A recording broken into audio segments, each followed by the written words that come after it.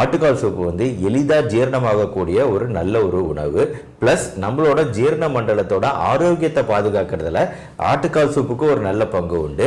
நம்ம ஜீரண மண்டலத்தில் ஏற்படக்கூடிய வீக்கம், நம்ம உடலில் ஏற்படக்கூடிய வீக்கம், இந்த வீக்கத்தை இதெல்லாம் குறைக்கக்கூடிய ஒரு ஆன்டி இன்ஃப்ளமேட்டரி ஏஜென்ட்டா இந்த ஆட்டுக்கால் சூப்பு செயல்படுது. பொதுவாக எலும்புகள் வந்து நம்ம அதிகமாக யூஸ் பண்றதில்ல நம்ம சிக்கன் மட்டன் சாப்பிடும்போது.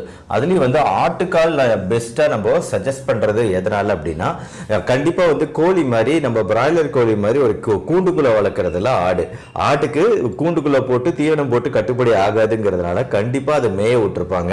ஸோ கண்டிப்பா ஆடுகளோட எலும்புகள் கொஞ்சம் ஸ்ட்ராங்கா இருக்கும். ஸோ இந்த மாதிரி புல்லு தின்னு வளரக்கூடிய இந்த பிராணிகளோட எலும்புகள் கண்டிப்பா ஸ்ட்ராங்கா இருக்கும். அந்த எலும்புகள்ல பல சத்துக்கள் இருக்கு. அதனாலதான் நான் இந்த வீடியோல ஆட்டுக்கால் சூப்பு அப்படின்னு குறிப்பா ரெக்கமெண்ட் பண்றேன். பொதுவாக இந்த ஆட்டுக்கால் சூப்பு தயாரிக்கணும் அப்படிங்கன்னா ஸோ அதை வந்து நம்ம என்ன பண்ணுவோம்னா,